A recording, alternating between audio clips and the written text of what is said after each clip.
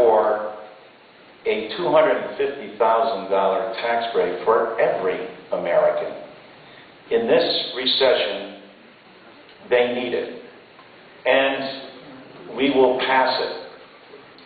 But what I am not for is, in these very difficult times, in this period where we're dealing with deficits, is to allow $700 billion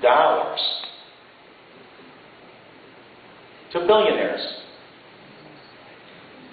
If you were if you're making $1 million, a millionaire would get a $100,000 tax cut in this economy. I think that's what's important at this time during this fragile recovery that we're going through, is that we make sure that the investments are going back to the American people.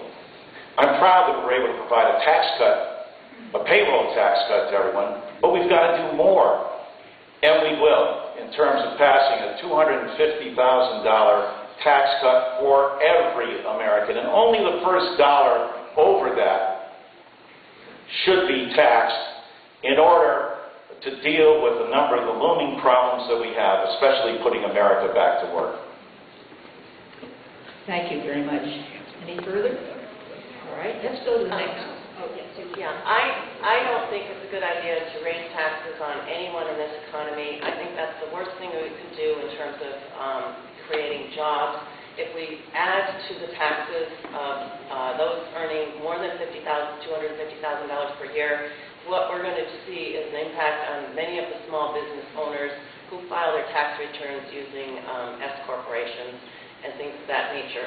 I support keeping the tax rates the way that they are and no increases in taxes. But those S corporations include Goldman Sachs, they include hedge fund companies, they include individuals that find themselves lobbyists that make way over $250,000. In this economy, we have to make sure. Look, I had T. Boone Pickens in the other day. He's a good friend. And he's focused on energy, and he's focused on natural gas, and so am I. But guess what? T. Boone can afford this tax cut, not to receive that extra tax cut. He should get the $250 like everybody else. But above that, we got to deal with the deficit. John? Well, T. Boone Pickens may be able to afford that tax cut, but the small business owners cannot. The National Federation of Independent Businesses is greatly opposed to this tax increase, and I think it's a big mistake to add to the tax rate right now. Small businesses have received more than 16 separate tax breaks that we've put through, and this would impact possibly 2% of all small businesses.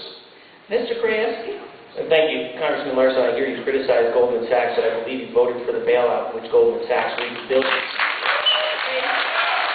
Furthermore, the lobbyists that you complain of, are they the ones who are paying $2,500 pop to go see the Redskins with you, or are they going to pay $2,500? We have to restrain. I'm going to ask you. I'm not necessarily a Tea Party or a Republican guy, and I understand I'm going to make some points for Congress or for candidate Brickley, but let's respect everybody here and hold the applause. Thank you. All right. Let's move on to the next question. I think that would be a good idea. Andrew, I got a chance to respond to that, in as much I'm in between not doing enough and not having done anything. I would like to just say that, just in a quick response to that, yes, I did vote for the TARP bill. Again, the nation has been in a crisis. And in that moment of crisis, you're called upon to make a vote. And it was a gut-level vote. But when I knew 11,000 employees in the state of Connecticut at the Hartford, 6,000 in the first congressional district where I stayed, yes, I cast a vote. They got the bridge that they needed to make it to the future. That saved 6,000 jobs. They paid back every cent with interest. I wish I didn't have to make that vote that was put forward on our behalf in front of us by Mr. Paulson and the Bush administration, but that's what was called for. That you give us some time so we can go on to the other questions. And also, when we rebut, I'd like to have my calling on you so I can get an orderly process going here. The next question has to do with an international question. and that is, what is your response to those who question the wisdom of spending an estimated $75 billion in the next fiscal year on the war efforts in Iraq and Afghanistan versus $4 billion for the domestic Race to the Top education grant program? And I'd like to have Mr. Krajewski start. Thank you for that question. I am an avowed opponent of the war in Iraq and Afghanistan. I applaud Congressman Larson for his voting against the war funding in Afghanistan the last time, and he has been an avowed opponent against the war in Iraq as well. This is good. We need to do better. I think that the 57% of domestic discretionary expenditures that we put towards military spending can be cut by 70% without endangering security of American soldiers, troops abroad, or American lives at home. We have the largest military budget in the world by far, and we can cut that, and we need to focus on social services. We're cutting teachers by the dozens. We're cutting schools. We're cutting cops. We're cutting firefighters. We're letting civil society crumble before our eyes while we wage wars of choice. Sometimes in the future, we may pay a price for waging these wars because there's a distinct possibility that we could be tried for war crimes based on the wars of choice that we took in 2003. These were illegal and moral invasions of sovereign nations.